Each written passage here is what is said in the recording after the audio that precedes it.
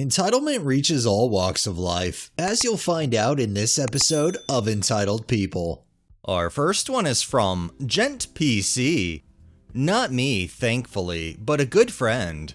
He had come into some money, so after setting aside a college fund for his kids, he's divorced, he decided to buy himself a toy in the form of a new Tesla SUV. Now, even though there's charging stations popping up everywhere, he decided to install a charging station in his garage so he wouldn't have to be going all over the place. Got the station installed, got his car, and life went on. Enter one of the neighbors, whom we'll call, Karen. Karen and her hubby had an older model Tesla and, like most people, used the public chargers for their car. One day, my friend came home to find Karen angrily trying to open his garage door. When he somewhat politely asked what the hell she was doing, she told him she needed to use the public charging station for her car and that he was illegally blocking her access by keeping his garage door locked. When he told her that the charger was his personal one, she angrily rebuked him by saying that all Tesla chargers were public property and that he was breaking the law by blocking his. I actually checked on this, and a home Tesla charging station only costs a few grand. He politely told her to F off and put his car in the garage and closed the door. A little while later, there was a knock on the door, and he opened it to find a cop with a smug-looking Karen standing behind him. The cop explained that he was responding to a blocking access to public property complaint. It took him a second, but then he took the cop, who seemed embarrassed to be there, to his garage to show him the car and the charger, showed him the invoice for the charging station. The cop nodded, went outside, had a conversation with Karen, who screeched something unintelligible. End of story, right? Well, one day my friend comes home to find his garage door half bashed in to the point that he can't open the damn thing. He then does what any normal person would. He looked at the security feed from the cameras he had for his house, and there, in HD, was Karen psychotically hammering at his garage door with a small sledge. He calls the cops, saying Karen is hauled out of her home and is facing charges of attempted break and enter and damaging private property. Oh, and my friend is suing her for the damages to his home, just to plug in her damn car. The entitlement on this woman is absolutely insane, and you would think that she would know the difference between a public and a private charger. Clearly she was just entitled all around, and she was definitely entitled to those cuffs. This next one is by The Quarantinian.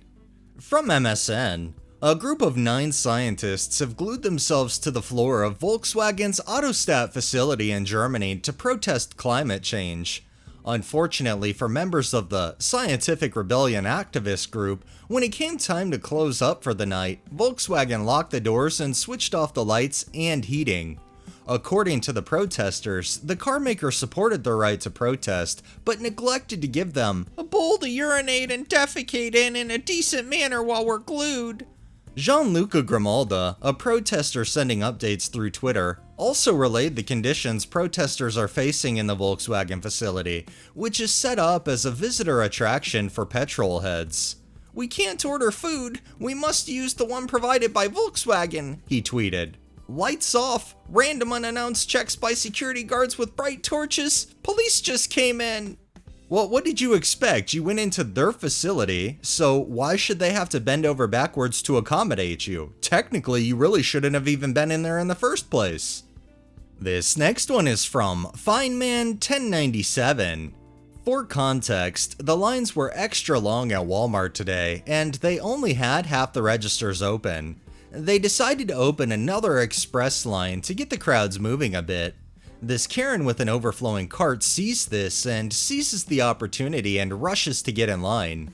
Keep in mind, this line is 20 items or less. She has way more. The employee trying to wrangle the crowd and trying to direct shoppers towards express, regular, self-service tries to get her to a regular line or the self-serve. She huffed and puffed at him in her Karen way about how she will do as she likes.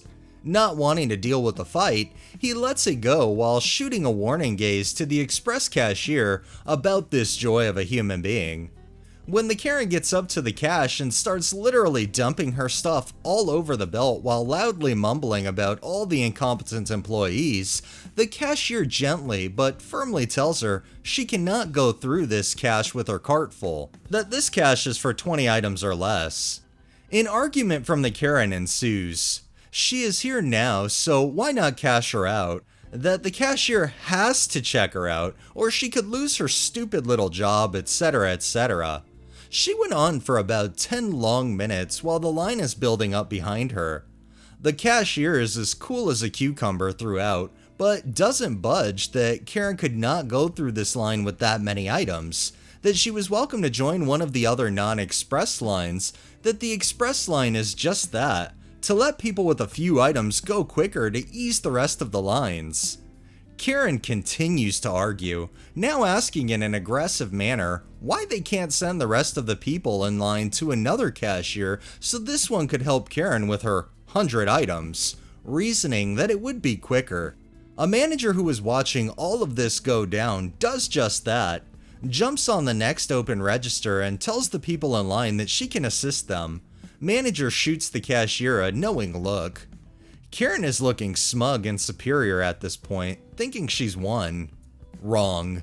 As soon as the manager opens up the other register, the cashier tells Karen, "Sorry, I'm on break. This till is closed. Please feel free to join one of the non-express lines." Karen yells at the manager to make the cashier cash her out. The manager says no. She is on break. Please feel free to join one of the other non-express lines. Karen is getting pissed at this point. She quickly shovels her stuff back into her cart and tries to shove to the front of the new express line. The manager is still as cool and says, "This line is for 20 items and less. I will be unable to assist you. Please feel free to join any non-express line." Karen is absolutely enraged at this point and storms out of the store, leaving her cart behind and screaming about how she will never shop here again and that she will have both of their jobs, etc., etc. The best part? In her rage, she forgot her purse in the cart and had to come back for it. The manager was only one of two on duty, and she was still helping to check out the line. The purse was at the cash. The manager made Karen wait in line to get her purse. Karen didn't say a word.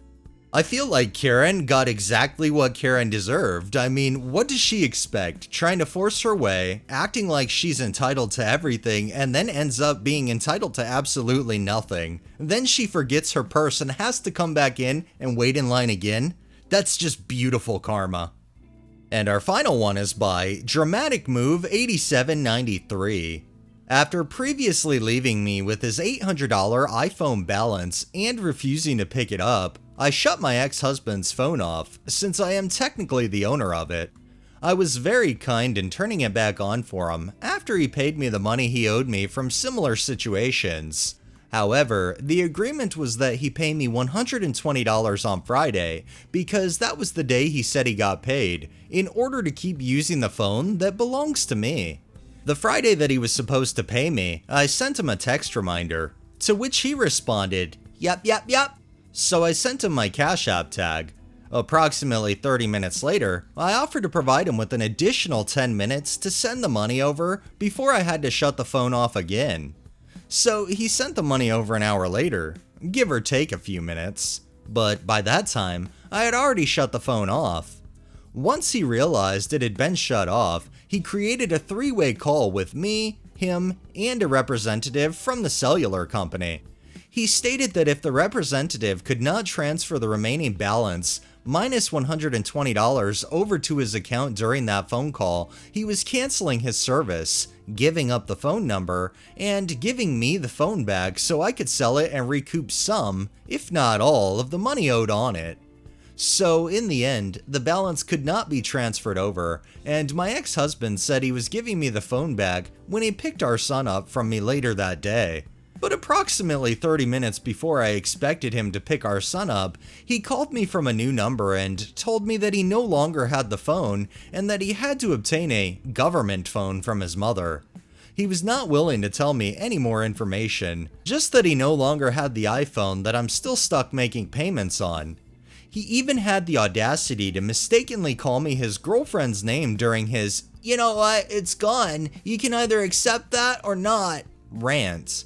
The police won't even make a police report because nothing is finalized with the divorce, but despite that, I have my ex-husband convinced that he's facing theft charges, and given his history of drug abuse and law run-ins, he just wants me to drop the charges. So I milked an additional $50 out of him to put towards the remaining $600 something that's owed on the phone.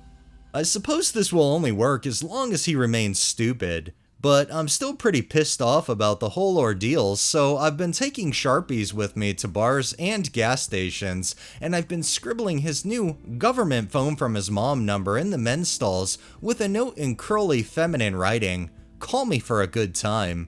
Update: thank you to all the wonderful ideas. I've been signing him up for sex and porn addiction therapy since he's preferred to cheat on me while we were together. Private message me if you would also like to spam texts to my ex-husband's new government phone number. At the end, this just goes to pettiness, but it's rightfully so at the same time. I mean, what does this guy honestly think? That he can just escape and that she's just gonna forget about the money that's owed to her? Fuck no! She'll most likely get every single dime she can, and that's a smart lady. Alright, that's enough entitlement for the day. Well, that wraps up this episode of Entitled People. If you liked the video, please drop a like, share my content on all of your social media, subscribe if you haven't already, and make sure to hit that bell so you're notified every time I upload, and drop a comment down below. It really helps with the algorithm and helps new people find my channel. Thanks for watching, thanks to my patrons, have a great day and stay safe out there.